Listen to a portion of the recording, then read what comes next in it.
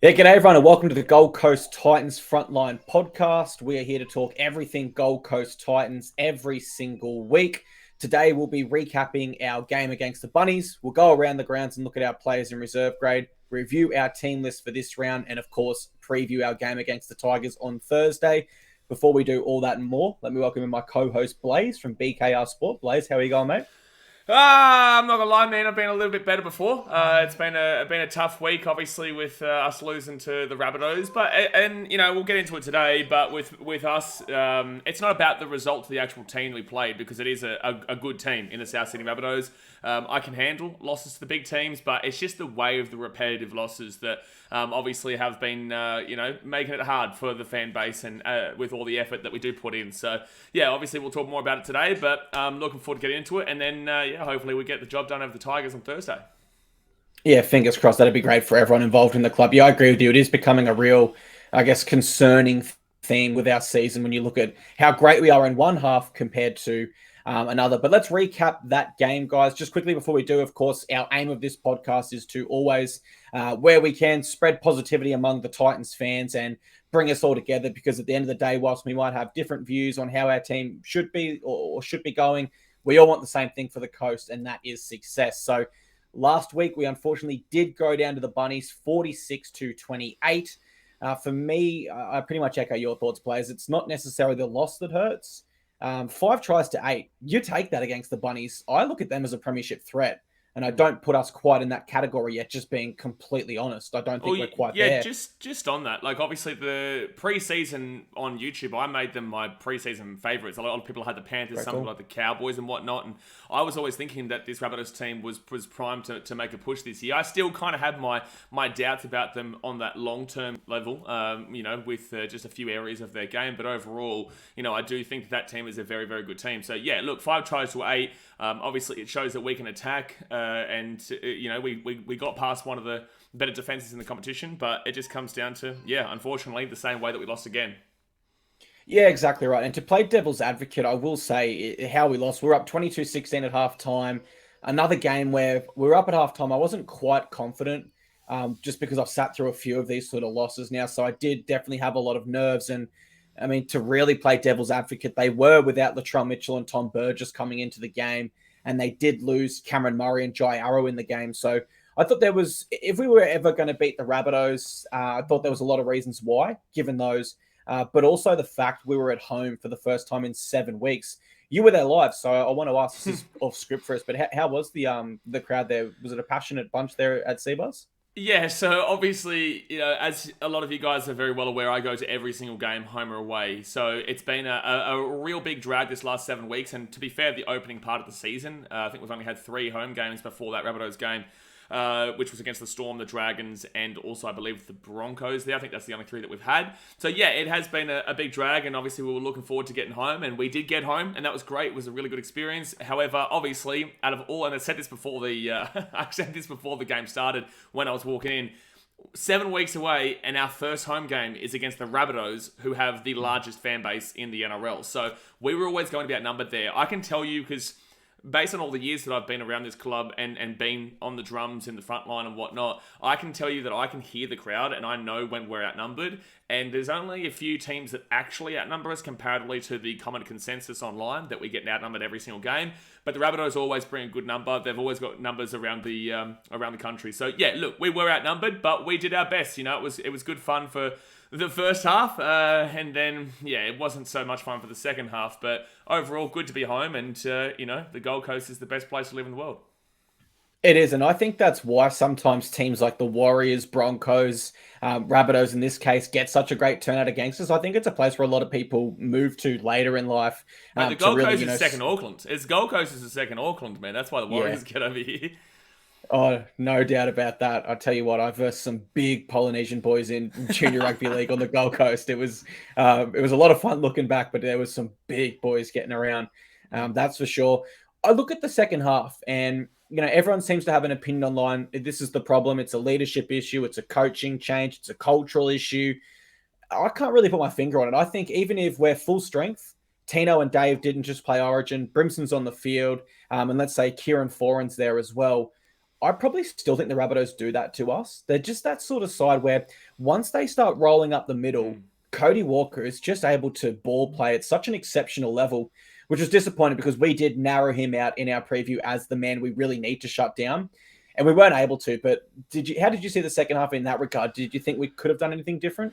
I find it very difficult to read our games nowadays because as long I agree with what you're saying. Like the Rabbitohs were expected to do what they did, and they did what they did. However, again, in the first half, we showed that we are a genuine team. And in the second half, we did the exact same thing that we did with the Bulldogs game, the Dolphins game, actually every game, Broncos game, Knights game, every game so far this season, besides when we won against Manly, besides when we won against the Dragons and whatnot at home and the Storm and all that, even though we still conceded 34 points in that game.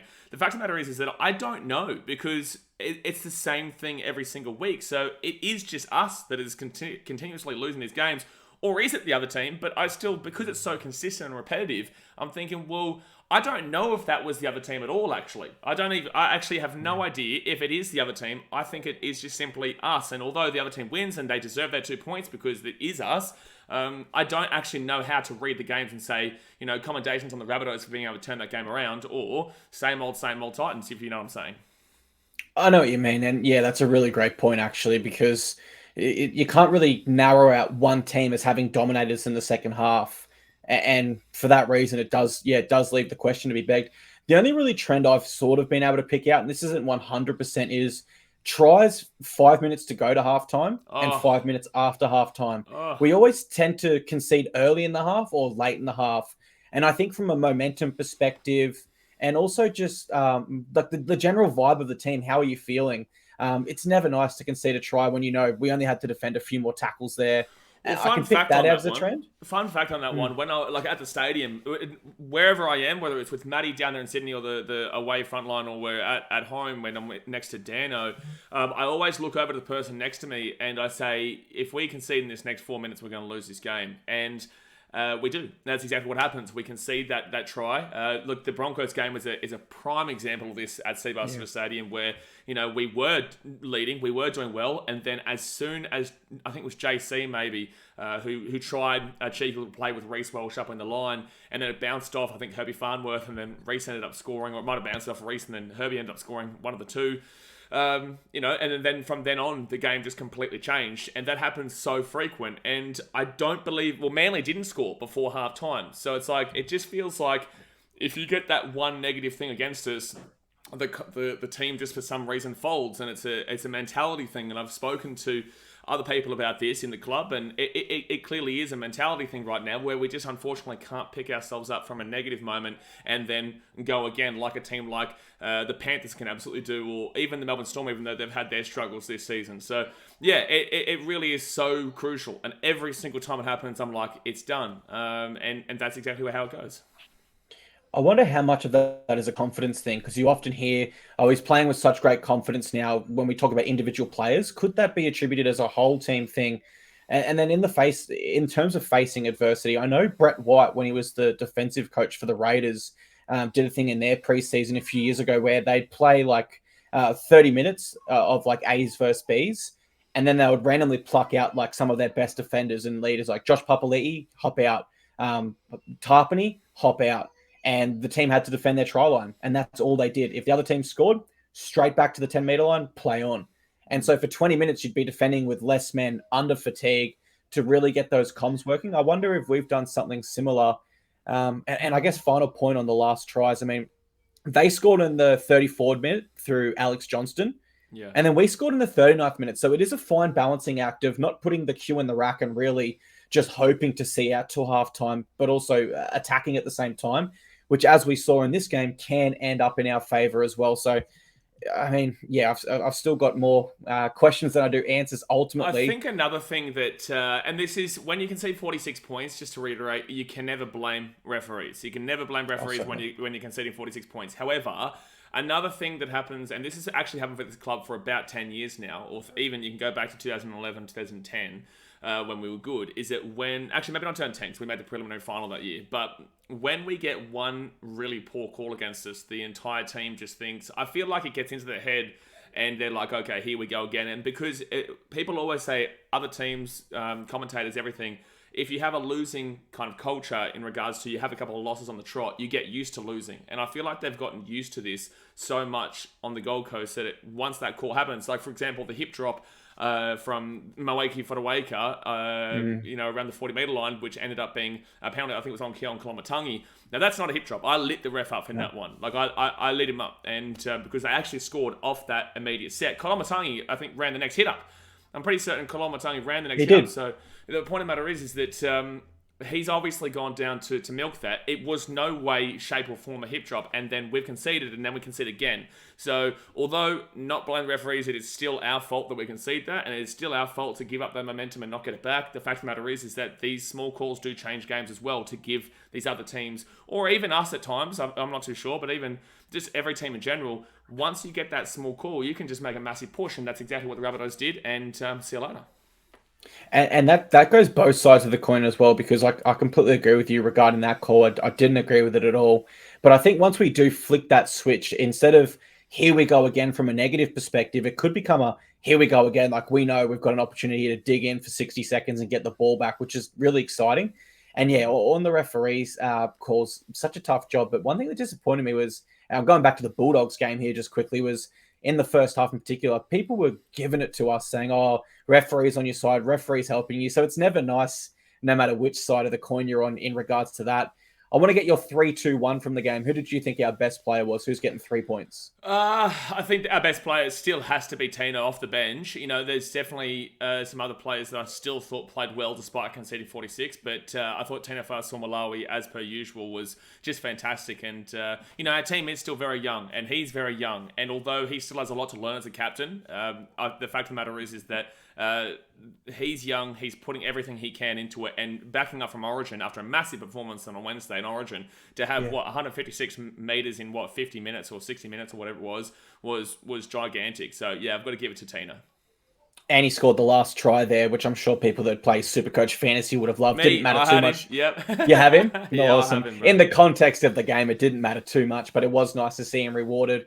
Tino, to be completely vulnerable here right now, Tino is the sort of guy that when you think of a Titan and what it means to represent our club, you could literally almost cry from the passion this guy has for our club. I love him so much. I speak to him after every game, and I speak to him all the time, at the airport after the Bulldogs game, and I see his emotions. I see how much he really genuinely cares about this club. And, when I look at what's happening at the club, I have no shape or form blame for him. I think that he puts everything he can out there.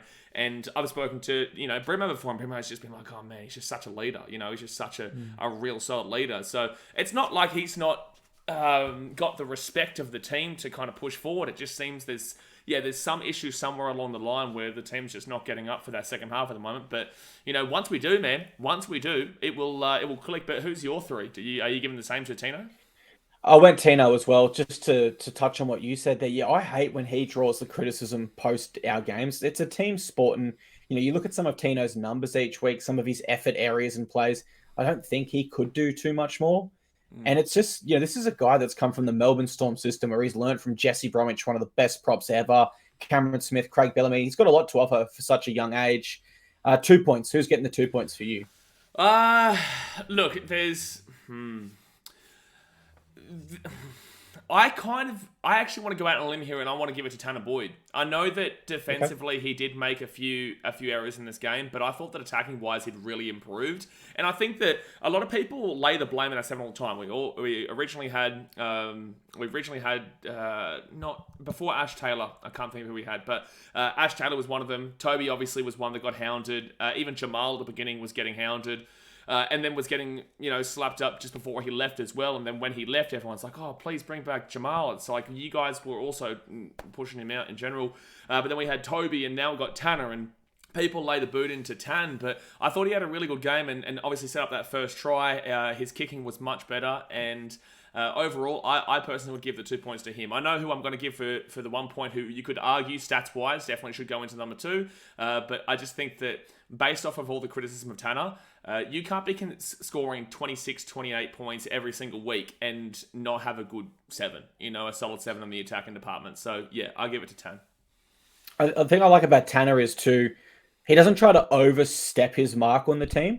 Like I suspect that there could be some more ball playing in him, but particularly when he's beside Kieran Foran, he allows Kieran to run that left side of the field, and Tanner's happy to steer the ship and play our right hand plays where applicable. Whereas some young halfbacks, even like Nathan Cleary, as good as he is now in his second year, playing alongside James Maloney, he really did struggle where to interject himself. And I feel like that's a really underrated area of Tanner's game, who did kick 4 out of 5 goals. So I love the call there of Tanner being 2. Another thing on that is that one, without him, we don't have a conversion kicker, and he is literally the best kicker in the game, as we said last week. You know, he just does not miss. But another thing was that I noticed, because on the sideline where I was, when the forward passes were made in the second half, that really, crucified us and a lot of our momentum trying to go forward to get back into the game. I noticed that Tanner was yelling out, I believe, this is just what I thought I saw, but I believe he was yelling out mentality, and trying to, get it back into the team. Like, we need to get this mentality back in, or we're going to lose this game. So it showed leadership there from Tanner. I know he's an incredibly hard worker, and he cops a lot of criticism. I love the bloke, man. He is just 100% for this club, and he cops a lot of criticism, but I thought that was a real solid game from him overall. And although there are still errors in his game that he needs to fix, I know he works hard to try and fix them. Yeah, big respect to Tanner for that one. While you were talking there, I went ahead and Googled all Titans halfbacks, because you make a good point there. Who'd want to be the Titans halfback? Titans fans, frontline, we've got to get behind our halfback. It's such an important position. We need them playing their best. We had Scotty Prince. Of course, he was never going to draw any criticism with his fantastic form for most of his time with us, and also being our co-captain. 2008, Brad Davis played 6 games for us. I don't remember Brad too much. But see, when you go back that far, people didn't have the investment yet. So you got to kind of, I'd probably say, look towards more of the 2013, 14 onwards, because at least you've got 7 years of support. You know what I'm saying? Because like, even if Scott Prince had have gone down a different path, I don't feel like people had the same investment like we do now, comparatively. Well, 2013 onwards, we've got Albert Kelly, Daniel Mortimer, Ash Taylor, Riley Jacks, and then Tanner Boyd, and Toby Sexton, of course. And then I'm only searching halfback through Wikipedia here. There was probably some 5'8s along the way, such as like an Aiden Caesar that did step into the halves, whereas Kane Elgee, another one that jumps out. But yeah, it's been a tough go being in the Titans halves. All of which definitely copped criticism. I think Albie was probably the least amount of criticism that was given. I actually saw Albie at the game on the weekend. He's just such a good bloke, man. I love Albie. He's still around the club, which just shows how much this club still does mean to people, ex-players of the past, even though Albie's played for, the Broncos and the Sharkies and whatnot as well. But yeah, he's still around the club. So no, I'd say that Albert was probably the least amount of criticism, but from then onwards, it's just been our 7 is the one that gets picked on the most. And whether you believe Tanner's not great or not, I get that, but it's just it's a real common theme and trend that regardless of the type of game someone has, you're just absolutely honing on that 7. And the 7 is a very critical part of the field, absolutely 100%. But you get rid of the 7, like people go at Toby, and then now Tanner's in, and they're like, "Oh, bring back Toby." You're like, what do you actually want, man? What do you want? Because you went at him, and now you've got who you wanted, and now because he's not Nathan Cleary, you then go and say, I want him back, and it's like, it just doesn't make sense. So just support the team, support the 7 that's being backed, and get around Tanner Boyd. Yeah, and spot on. One man that just jumped into my mind there, I'm not sure why he didn't appear on the wiki search, was, of course, Jamal Fogarty, our captain and halfback. Strange he must be listed as a 5'8" on there, but this is the beauty of podcasting. I'm about to go down a slight rabbit hole before I get to my 2 points, sorry. DCE, you say that halfbacks always cop the blame. Well, he won for the Maroons last Wednesday. People sent in follower takes saying he needs to be dropped, and I started to think, well, who would you drop him for? Kalen Ponga was the most popular answer. Wow. So you can't do much more for... I mean, that sums it up, right? It's always the halfback's fault, win or lose. And Aiden Caesar, someone we just mentioned then. I've got a cool story for Aiden Caesar. I remember when Daly Cher-Evans signed with us, and then he backflipped. Yeah. I spoke to Aiden Caesar after I think it was his last game for the club. It was against the Bulldogs, and... might have been Daniel Mortimer. Someone kicked a field goal to beat the Doggies, if I'm remembering this correctly. We were down 18-0. We came back to win 19-18 or something. I can't remember the exact game. It could have been the game where the most notable one was Reynolds tried to run over the field at halftime, but threw the ball back in at the last second. He had a brain snap. It could have been that game. Hopefully I'm not mixing up my games here, but I said to Aiden Caesar, look, DCE is not coming anymore. We really want you. Please, could you tell the Raiders you can't come anymore? And he said to me, he looked me in the eye and he said, mate, my old man taught me that when you shake someone's hand and make a deal, that's your word as a man. You don't go back on it. So I would love to stay here. But I just can't do it. And in that moment, even though we were losing him, I just grew so much respect for him and was happy to see him kick on at Canberra there. But anyway, that's the loophole over. Apologies for anyone who wasn't interested in that. My 2 points, boys, I'm going Moeaki Fotuaika, a man who, with Jai Arrow now out of the Origin series and Tom Gilbert, has to factor into considerations. Thought he was remarkable for us on the weekend. Outside of Tino, he probably has been our second best middle forward this year. Just all effort for the full 80, absolute gun. Big Mo Fotuaika. Let me ask you, is he in your predicted Maroon side for game 2, or are you going to go down a different route for those bench spots? I think that he has to be, because I originally thought that he was going to get it over Flegler. I didn't think that Flegler would get selected, and I thought Moeaki Fotuaika was going to be going straight into that number 8 role, but obviously they had different ideas, and obviously Flegler didn't end up even starting. He went to the bench. I think that Mo brings a lot more X factor from the bench than Flegler does, and I definitely think that is a selection, especially with the likes of Gilbert out. I know Felice Kafusi is a direct replacement for him, but Jai Arrow's out, as we said. Now I don't even know, because we'll get into this in a bit, but Davey Fafita has got a little bit of something right now, which has got him out of this Tigers game, so hopefully he's good to go. But it just seems like this last weekend just gone has really impacted Origin for both Queensland and New South Wales. I think that Mo is definitely in the equation, because when Game 1, 2021, even though we got slapped in Origin in Queensland, he was our best player. He was clearly our best player by a decent bit. So he's definitely done it before. And yeah, I'd definitely throw Moeaki Fotuaika in there. And he's, just to go on with it, he is my 1 point. I have to give Moeaki Fotuaika the 1 point there, because he just is so solid, man. You just got to love him. And I think he's had a real big rejuvenation year based off of last year, where I guess everyone had a down year, but this year Moeaki has just really turned it up again. For what it's worth, this is the way I think Queensland go. I think that they move Ruben Cotter to the starting side because he started anyway. I think their bench is going to look like Harry Grant, Lindsay Collins, Tom Flegler, and Tino Fa'asuamaleaui. But for what it's worth, I think Mo is in better form than Flegler. Question marks around Dave Fafita, but I went Fafita and Corey Horsburgh for my back row. Yeah, just because Corey, in my mind, is a direct replacement for Gilbert. They're both usually locked forwards that can play at back row when required. And then I think that does leave the 10 spot. Now, there's a few options here. You could start Christian Welch, or you could start Tino again there, and that brings Mo onto the bench. Yeah, so if you think Tino start, then for me, there's no question who I'd rather on the bench out of Christian Welch and Fotuaika. Yeah. If you're going to say career accomplishments outright, sure, I'll hear the argument Welch is the better player. But if we're talking impact from the bench, it has to be big Fotuaika, in my opinion. My 1 point, I went Chris Randall. 30 tackles, 0 missed, scored what I believe is his first try for us.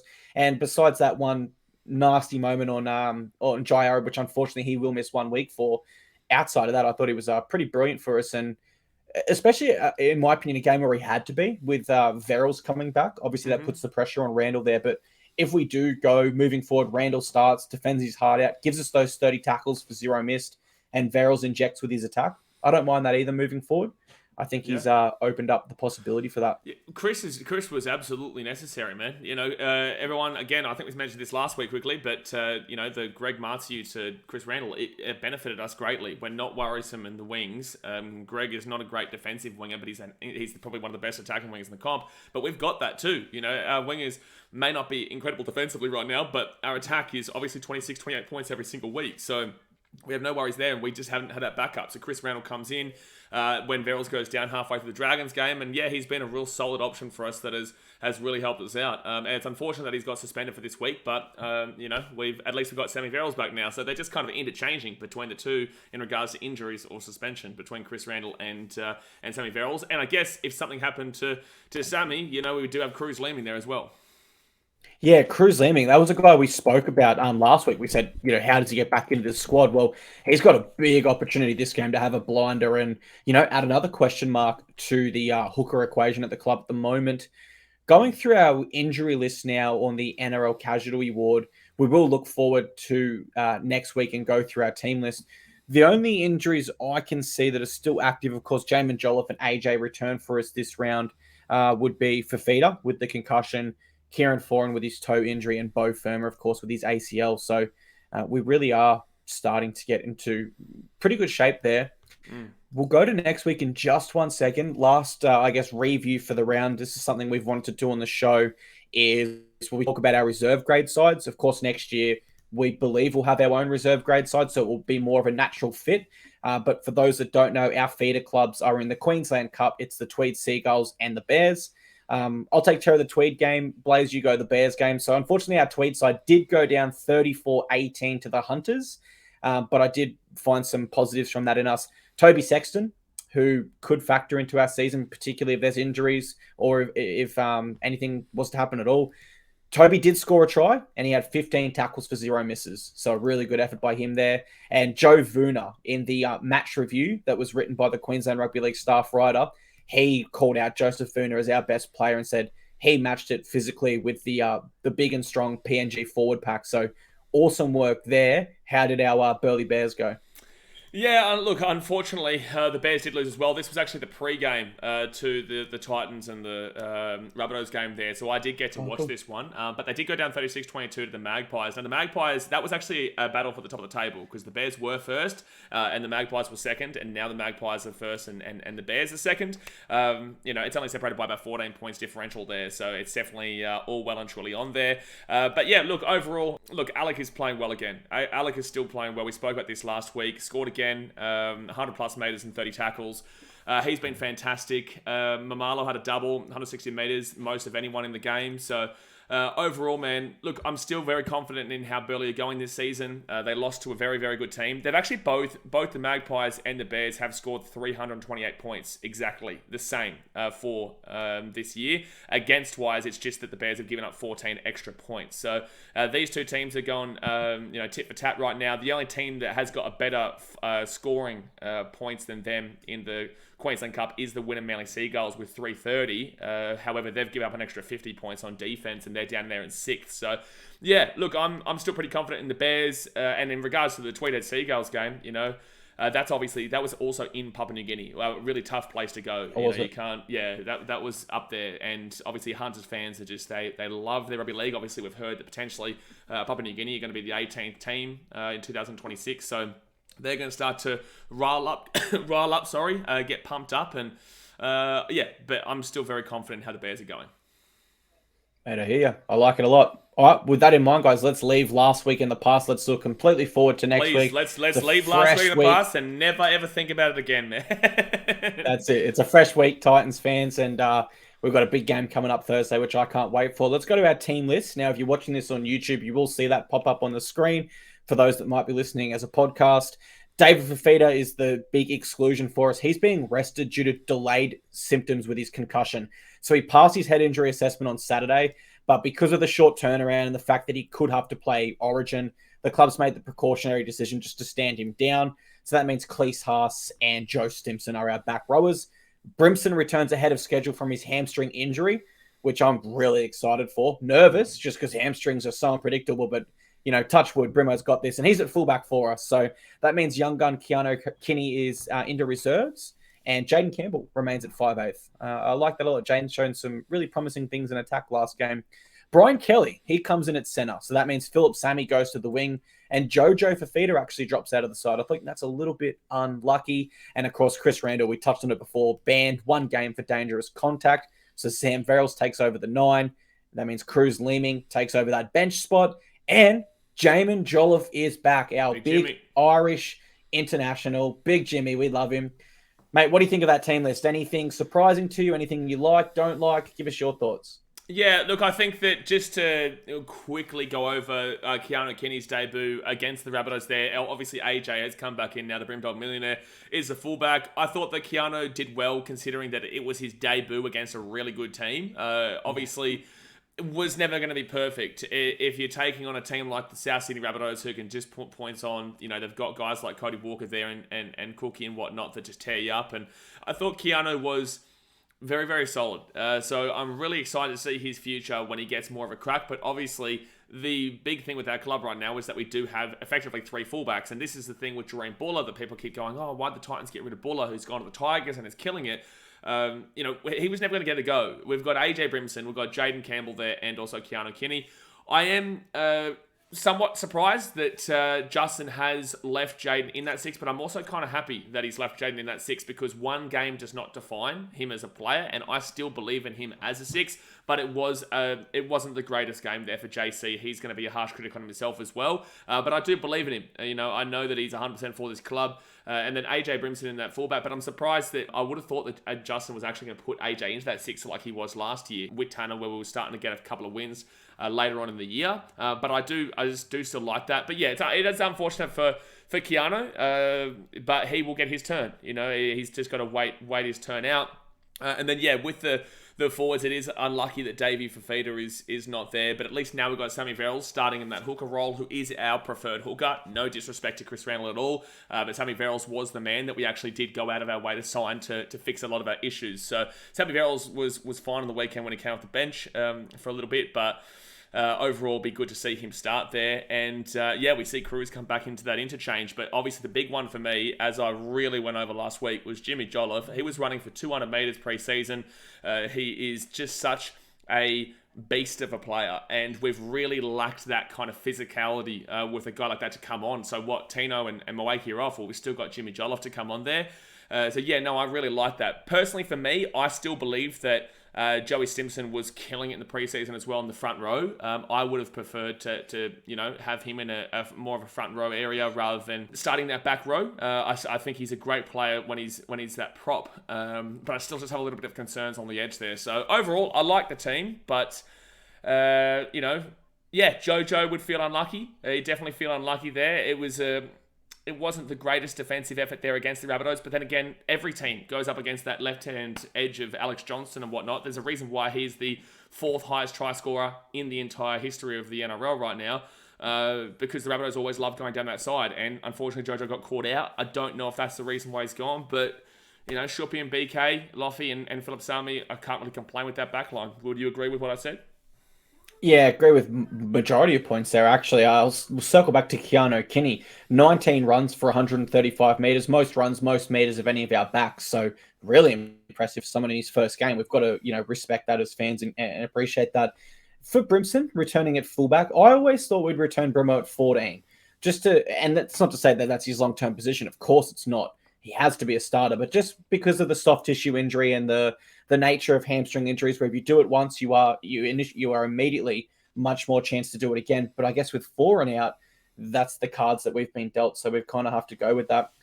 I agree with Stimson as well. I think he is more of a middle forward, but our question is, who else do we really have to fill that last back row spot? Could it be Aaron Shop? And maybe Jojo comes into the centres, or Phil? I'm not sure. Well, Shuppy was playing for Tweed, as I think we mentioned last week. Shuppy was playing for Tweed in that back row, so maybe they've been trying to, push him to be in that for a future role. I'm not too sure, but I think that. Again, this is no shot at Joey Simpson. I just think he's being played out of position personally right now, and him coming off the bench in that prop role would be brilliant, as we saw in the preseason that he was really, really doing well. So. I think that would personally be better, but you're not wrong. There's not a great deal in regards to, you couldn't be starting Cleese and Isaac Fasul Malawi right now. That is a complete, rookie debutante back row, and you're going up against guys like Isaiah Papali'i and John Bateman this week, who are very, very experienced. Isaiah Papali'i has been one of the better back rowers in the game for a while, and John Bateman he's been one of my favourite players to watch for the Tigers this year as well, Johnny Bateman. So yeah, it's maybe that's our least depth area in the club right now, would be the back row, because we do have plenty of depth everywhere else, pretty much everywhere else. It's just that unfortunately that back row, we do have those 2 rookies there, and you can't have them both starting. So I guess that's what we have to do this week. But personally, if Davey was playing, I would have put Dave into that, the 11, and then Cleese Haas in the 12, and then I would have had Joey Stimson coming off the bench. Yeah, I think Joe Simpson's work rate's so high that it is suited to the middle there, especially once fatigue sets in and you can miss a tackle. Being in the middle there, of course, there's greater chance that it leads to opportunities as opposed to an edge. You referenced that we don't have much depth in the back row, and the depth that we do have is inexperienced players. And I had to look through our team list while you were talking. Really, the only other person that jumps out is Jacob Alec, who's yet to debut. So, I think back row is our most lean spot. And I've got to be honest, that's the area that I've written down when I look at this Tiger side where I'm most nervous is their back row. I think they've got a real edge over us with Isaiah Papali'i and John Bateman there. I feel like our middles will match up well. Utu Ikamanu, Clemmer versus Fotuaker and Faisal Malawi. That's a big battle in the middle. Sam Farrell's and Appy Coruscant. We know they're both attacking hookers, but when you get to that edge, there's just a little bit of a... I mean, and I say this with greatest respect to our back rowers who we're backing all the way. Papali'i is a New Zealand international and Bateman's an English international, right? They do have an edge there, I think, in that regard. Bench is pretty similar. I think we might even have a bit more spark off the bench, if I'm absolutely honest, between Clark and Jolliffe. We have definitely more spark on this bench, yeah, for sure. Cruz, I believe, is better than Jake Simpkin there. Aaron Clark, Jimmy Jolliffe, and Isaac Faisal Malawi. I think that they collectively, Aaron Clark, obviously, when he comes on, he's like a little bull terrier. I love what he does. Obviously, just throwing this out there, this is on the other team here, but if Alex Twal scores this week against us, I don't know what I'm going to do with myself, because obviously, guys, if you don't know this, Alex Twal has never scored a try in rugby league before. It's obviously like a bit of a cult hero figure at the moment. I can't do it. Not at Seabus, please, because that would do us. Like, I don't know how to survive that one, Clarkey. I wouldn't know how to survive that one. But I just think that, yeah, Jimmy Jolliffe has it over the top there as well. And you know, we got that youthfulness in Isaac Faisal Malawi. And look, all credit to the Tigers, but I just feel like our bench is actually a sizable bit more superior. Yeah, no, you know, maybe I was giving them too much respect. Guys like Seyfarth and Twal, they're going to come off and they're going to defend really well. That they can promise. But I think, yeah, looking at it from an attacking perspective, Cruz, more of an attacking hooker, as is Aaron Clark, Jolliffe, and Big Isaac there, who scored his first try last week. That's a team list. Let's get on to the game itself. We're against the Tigers Thursday. Back-to-back games at Seabus Super Stadium. Odds makers have us as slight favourites in this one. Recent form, we beat the Tigers 22-10 in round one. That was at their home ground in Leichhardt. And as for their recent form as a club, they lost by 1 point to the Raiders last round. The round before that, they thumped the Cowboys 66-18. And the round before that, they lost 20-0 to the Rabbitohs as well. My immediate reaction, I think it's a winnable game for us. I've got great confidence coming into this one. And certainly if you look at this game a month ago, it was a bit of a gimme game for most sides, a freebie, if you will, with how the Tigers are traveling. It's no longer that way because the Tigers have been resurgent, which is kind of ironic because I view this game as our chance to become resurgent and really put to bed these woes in the second half and really come out with momentum following this game. Am I being too optimistic, or do you see it that way as well? No, I definitely think that we are required to actually win this game. I think that it is a requirement. The competition is way too close this year to be losing to the Tigers. I know people might not necessarily like that I discredit the Tigers like that, but with that being said, they are the current wooden spooners from last season and are still in the bottom four there. So this is a win that you really should be required and expected to be winning if you want to be any kind of competitive going into the finals of 2023. That's not, disrespecting the club. That's just looking at the table and looking at last year's table and putting 2 and 2 together there. The Tigers, obviously, the thing that worries me is that they've been more of a second half team this year, and obviously we have been literally the best first half team in the competition. So we would let's hope and pray and touch wood that we don't do another situation where we go into the second half and lose our mentality again. And then obviously the Tigers are a team that can come back, but I believe that we could put a decent performance in that first half where we can then transition in and then recognize where we've gone wrong in the past. Hopefully, like we've gone through it so much now that we recognize where we've gone wrong so much in the past, and we just kind of really push through this one. And if we can do that here against a Tigers team that has got a big forward pack and has got a little bit of a good recent record. I know the Raiders game, they were still pretty average for 68 minutes before they had 7 minutes worth of Jonathan Thurston-esque Luke Brooks, right? So, and that's not me having to go at Luke Brooks. I think that he is a good player, just elsewhere personally, but he can really turn it on at times. So it does scare me going up against this team that does fall apart in the second half. So, yeah, look, I definitely believe this is a requirement win, especially with the general vibe around the club right now being so upset, sad, frustrated at the continuous similar result. Not the loss, just the similar way of losing. This is a must. We cannot go in at first half up and lose at the end of the game because this will just really destroy a lot of people. So really need this one to be a critical win that pushes us to go into I think our next game after that, maybe against the Bronx. Well, mate, there's nothing disrespectful at all about what you said. The Tigers are on 10 points on the ladder. We go as high as seventh place on 16 points. So 3 wins could have them as a top 8 side, such is the nature of this competition. Up until round 9, the Tigers had not won a game this year, but there was this strange stat where they'd won the collective second halves of those games. And watching them, they were certainly improved in the second half. That's what makes me nervous is this year we've been a first half team, they've been a second half team. And we do seemingly have a weakness they might be able to exploit there. So just to be completely transparent with our viewers, I won't feel comfortable in this one until the final whistle goes. Absolutely, no matter how far ahead we are. They had that game against the Raiders. They scored 3 tries in the final 10 minutes in the field goal. They do average 31 tackle breaks. That's the 5th highest in the NRL. So they can attack well. Where the Tigers have struggled a little bit this year, particularly towards the start of it, was they'd get down the other end and they just couldn't polish a set. They couldn't get that repeat set. They couldn't get that final pass. So, defense it goes without saying, but defense is extra important in this one, particularly around that goal line if we're going to have any chance. And the thing that's really impressed me with the top sides this year, Blaze, you would have noticed is the goal line scramble. The Broncos-Sharks game is the example that jumps out to me. How many tackles did the Broncos miss? And the Sharks just couldn't score because the scramble was there.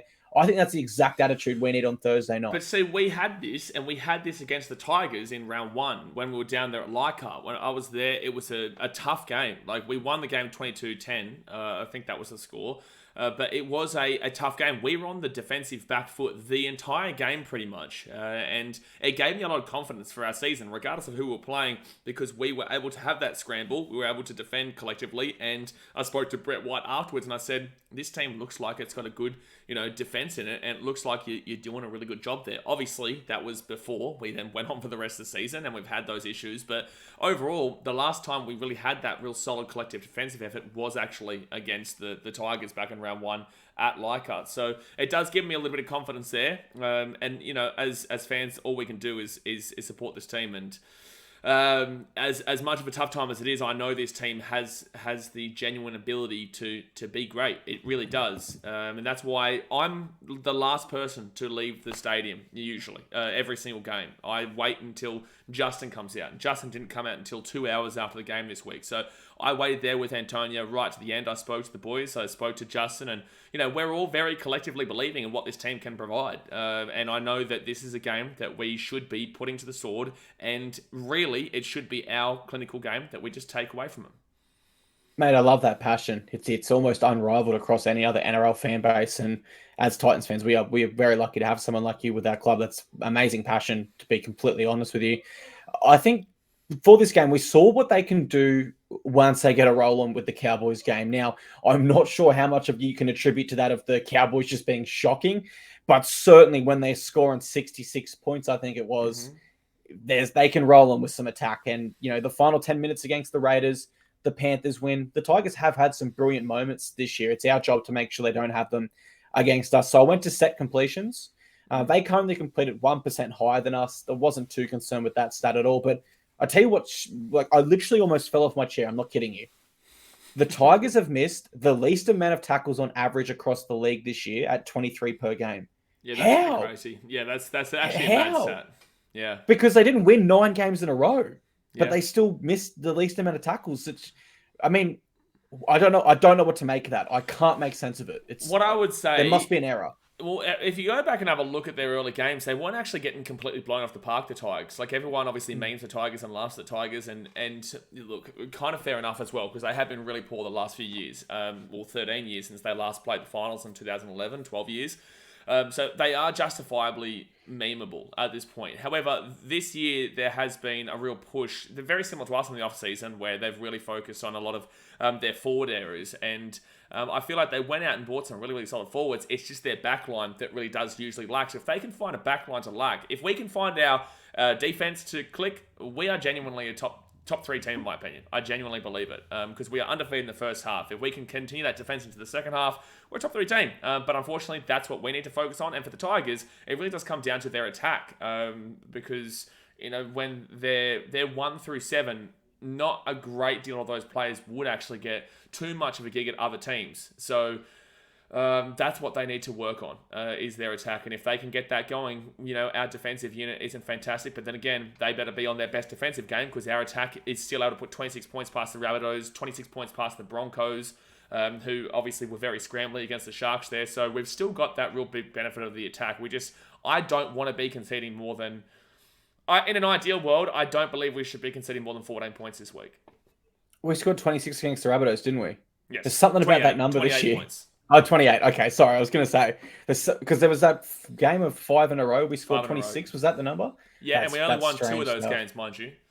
Oh, God. Yeah, the points are there. But I'm really excited for this one. I remember coming into round 1. It was a fresh season, so there was the natural excitement there. But the Tigers had made some nice signings. We'd made some nice signings. And it was a chance to prove, which sides could go on with it this year. We got the chocolates that day. And now both these teams are meeting realistically just past the midway mark of the season. So it's a really great test to see just how far we've come since that round 1 win over the Tigers. So I'm really excited for this one. And I would encourage anyone on the Gold Coast to get down to Seabus and get behind our team. I think we can win this one big time. Yeah, just on that, obviously it is a tough time slot. The Thursday night time slot with the school day, work day the next day as well. Obviously, I think it starts at 7:50 or 8 o'clock on Thursday night, so it's still a bit of a struggle to get home after work and then get to the game. It's like even the Friday games, you don't see people really start to kind of get into it until 8:10, 8:20 afterwards. So, obviously the Tigers won't have a significant fan base there, and it will be even difficult for the locals with the work and whatnot, but if you are on the Gold Coast, please come and support us. I will be there. I'll be there since gates open. I always am. It's all about just kind of standing by this club right now. I know that there are fans who are, willing to stay home and watch it because they don't want to fork out all the money to go and support the team when they feel like the team's not doing enough. But for me, all I can do is say that I'm going to be there and hope that you guys are going to be there. I'll be on the drums. You'll hear me on the TV as you guys always do. I always get messages on BKRsport on Instagram, people saying, "Oh, we can hear you chanting." Like, they can literally hear my voice even at away games. They can hear it on the TV. So, all I can do is get to the game myself, and by doing that, hopefully I encourage other people to support this team as much as they possibly can. But I know it's not easy on a Thursday night as well, but we have an opportunity to really outnumber the Tigers fans there, because they don't usually bring a great deal of an audience up regardless of the day it's on. We've got a great opportunity to make this stadium really loud this week. We do. One team, one dream, one community. I know it sounds cheesy, but if you can't get down there, get down there. Our team needs everything we can get. And myself living in Canberra, I'm going to be transparent here. My hands are in the air. If you're watching on YouTube, if you're listening, you don't know what I'm doing, but I will be going to the Raiders game on Friday night for Croker's 300th, but that's because I live in Canberra. Otherwise, I would certainly be at our game. But I think that's pretty much our assessment, or our preview, rather, of the game. Let's get into the final section of the show. So we're going to close out the show, if you guys missed our inaugural pod, with a Q&A each week. Now, the way you ask questions is through our Facebook group. It is the Gold Coast Titans Frontline Podcast. So if you type that into Facebook, that'll pop up. Each week we'll have the questions on there. If you're on YouTube, your question will get brought up. If you're on a podcast, we'll give you a shout out before. Question number 1, I'm going to go to you straight away, Blaze. Love this one from Brimson Manhurl. He said, should the club pursue Ben Hunt or stick with current halves? Now, there was rumours this week through, I believe it was News Corp newspapers, that us and the Raiders are interested in Ben Hunt. And when he was asked after Origin, what does your future look like? He said, ask me in a week and I'll have an idea. He didn't come out and flat out say, Dragons, mate, I'm contracted. So he seems like he might be leaving the door ajar. Your assessment of that question, should we pursue him or not? I think that it can't hurt, for sure. We've got 2 young halves in Toby Sexton, Tanner Boyd, and then there's even Tommy Weaver there waiting in the wings as well. Obviously, Kieran Foran's at the club, and he has been fantastic in regards to helping these guys learn and whatnot. However, it's Ben Hunt. Ben Hunt is one of the better players in the game. I know he's 32 years old now, so he's no young pup anymore. But I do believe that obviously he's a Queenslander. He wants to come home to Queensland. I don't believe that he would go back to the Broncos with how their fan base did treat him after that 2015 knock-on in the grand final. I don't think the Dolphins would be looking into him. And the only other team in Queensland that I could see would go for him is the Cowboys, but with Jake Townsend kind of going on the outer there in the next couple of years. But they're both a similar age, so I don't feel like that would be necessary. I don't understand why he would personally go to Canberra, but that's just my personal belief. Like, if you're going to live on Gold Coast, you're going to live in Canberra. No offense to you, Clarkey, but I would prefer to live on the Gold Coast, and especially considering it's Queenslander. So I think that it is absolutely a win-win scenario there, especially when he would just bring a real large amount of quality to this team. And I love Tan, I love Tobes, and I love Tommy Weaver. Ben Hunt is Ben Hunt. So that wouldn't be for a long time because, again, he is 32 years of age. But I absolutely think to throw a large chunk at him, yeah. And you know what? I think you can rule out Townsville. He has family from southeast Queensland. I think you can rule out Cowboys. I have a mutual friend with Ben Hunt, and he actually told me, and I believe I can say this now because sort of he's already signed it or re-signed at the Dragons, that he really wanted to come home. And that was what he told me. He pretty much is coming home. And it was around the time that News Corp newspapers started rumors that the Titans are looking to sign someone who's a well-known player, but he won't play his usual position. And I believe they were alluding to Ben Hunt and Hooker. So I'm not sure how close we actually got, but I do give the Dolphins a chance. I think that they would throw some decent content at him just for his standing in the game and the fact that he could really mentor Isaiah Katoa there as well. So if he does want to leave the Dragons, I think it's between us and the Dolphins personally, living in Canberra, with the greatest respect to any Canberrans that might be listening. But look, here's the thing, Blaze. When champion halfbacks become available, you sign them. The Broncos did it with Adam Reynolds, knowing that they would, potentially, well, they did end up losing Tom Dearden. The biggest one that I can ever think of, was Mitchell Pearce a bad player? No. Had he won premierships with the Roosters? Yes. Was he a rep player? Yes. They signed Cooper Cronk because he became available. When champion players, particularly spine players, become available, you got to sign them and you got to make it work. Whether that looks like Tanner Boyd coming off the bench at 14 for 2 years, while Ben Hunt's here, whether that's Sam Verrills coming from 14, Ben Hunt at hooker, I don't know how it looks. The thing is with Tan and Toby, who I know really well. I don't personally know Tommy Weaver a great deal well, but I know Tan and Toby really well there. I know that they are 100% here for this club. So I know that they wouldn't find it offensive to come and say that, Ben Hunt is a real large necessity, because I know these guys absolutely love and adore the Gold Coast and what we're trying to achieve, and they would do anything to help this club out. So I believe that they would be supportive of the fact that, if that's what the club needs to do, then that is what the club needs to do, as long as they're being taught and transitioned, one of them into that role in the future, and potentially even both of them. Tanner could be that 7 and Tobes could be that 6 once Kieran Foran goes, because again, we'd be going really older in the halves with Ben Hunt the 7 and Kieran Foran in the 6 there.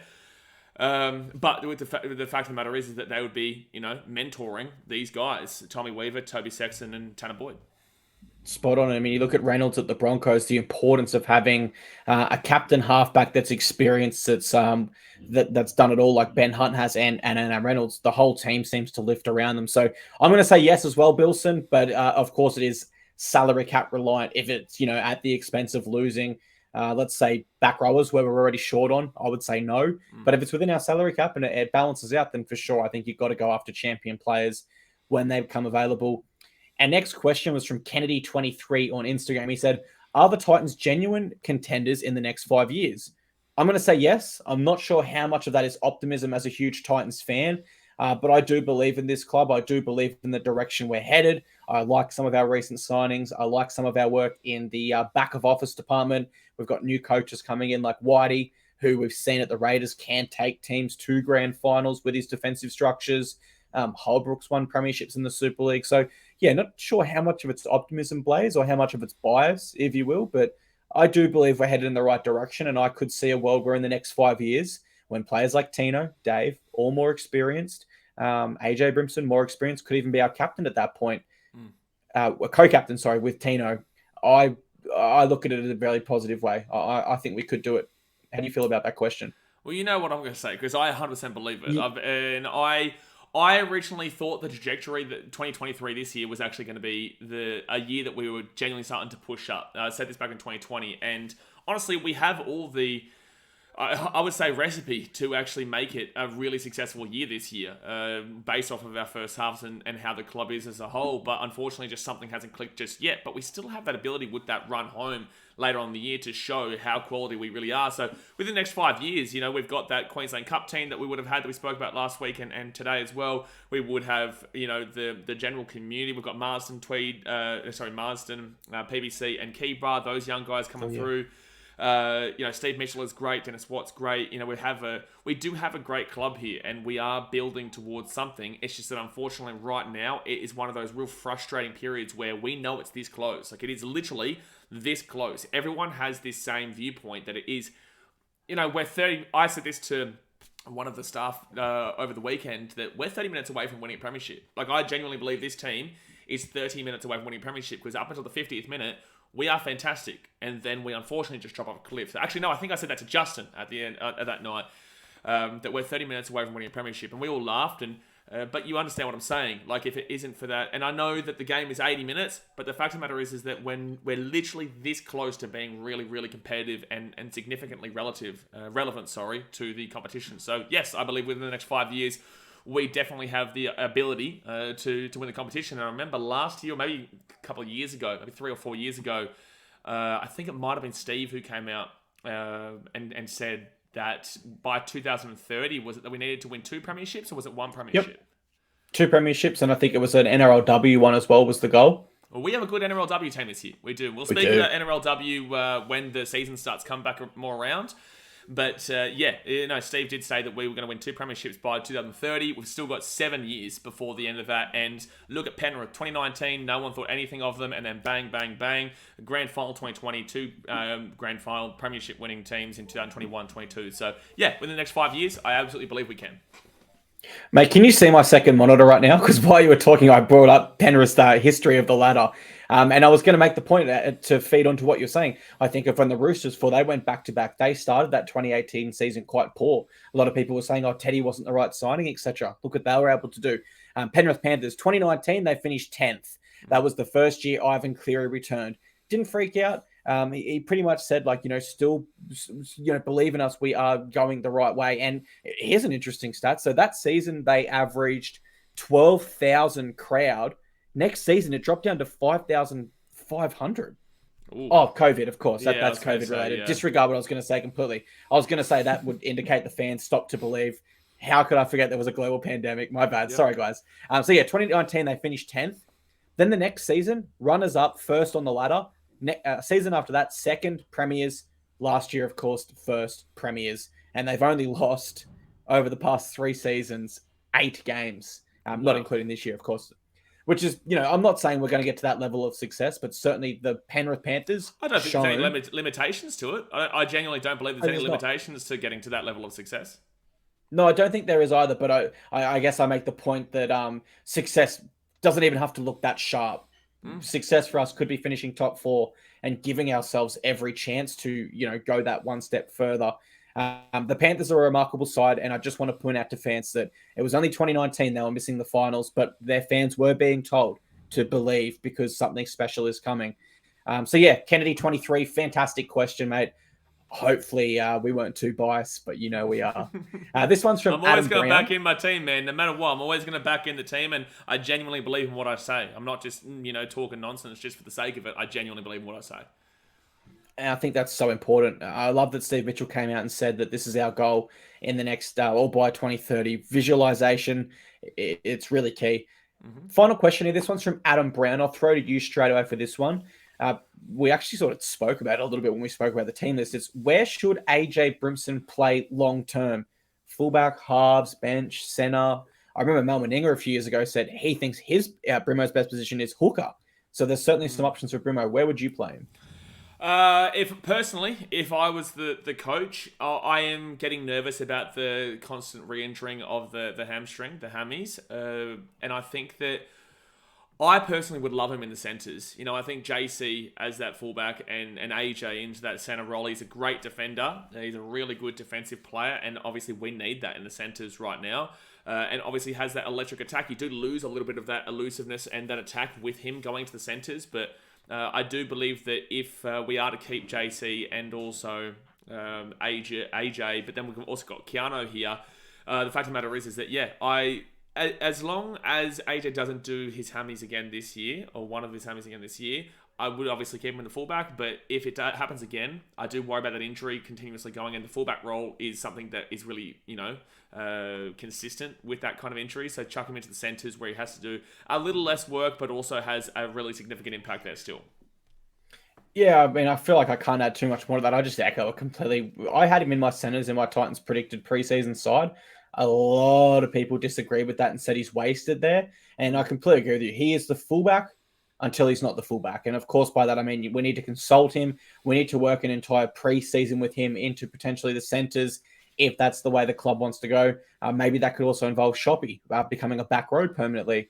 We've got a few different options there in left field options, but I just think a spine that looks like Campbell, Foran, of course, Boyd, and then Verrills. You were about to say Ben Hunt, weren't you? You were about to say Ben Hunt just then, weren't you? No, I wasn't. I thought about it. And then, of course, Brimo in the centres. It just gives us so much attacking spark and flair. And, of course, we see in rep games and rep teams players like Latrell, Turbo, typically fullbacks, move into that centre role and thrive. And more recently at Clubland, I probably would point to Valentine Holmes as the best example. Was playing on the wing, was playing at fullback, and really found a home at centre in recent years, winning Dalium Centre of the Year. And I think Brimo's up to that. I think he's got the same skill level and talent that he could be Centre of the Year if he works at that position. So, yeah, great question, Adam. Plenty of places he could play. But, yeah, Centre is our long-term option, it appears. But as long as, just as long, again, like you said, just to reiterate before people take that out of context, we believe he's fullback until he unfortunately gets a little bit, if his injuries continue, then you put him into the centres where he can have just as much influence, in my opinion. That's it. I mean, we love Brimo. Yeah, we can't make that clear enough. He's our fullback until he's not our fullback. And that has to be, he's earned the right to, to wear that jersey every week with what he's done for our club. So yeah, I agree with you. Let's make that very clear for our viewers. We love you, Brimo. But that's all we've got time for on today's episode of the Gold Coast Titans Frontline. We will see you next week to recap that Tigers game and preview our next week. Of course, the show is in its infancy. It's still a very new show. So if you're watching this on YouTube or you want to send a DM to either Clarkey's Rugby League column, BKRsport, or join our Facebook group, the Gold Coast Titans Frontline Podcast, and provide us with any feedback, new segments you might like to see, we are completely open to that. We want this podcast to be for the community and for the Titans fans, absolutely. But with that being said, from me, thank you very much for tuning in, and we hope to see you back here next week. 100%, man. And just before we do go as well, if you're here on the Gold Coast, Thursday, C-Bus, 7:50 p.m, be there. Titans, Tigers, let's get some good noise going there for the support for our boys. That's the main thing. So we'll see you guys next week, but let's get around. Let's get this dub. Appreciate you guys. Go the Titans.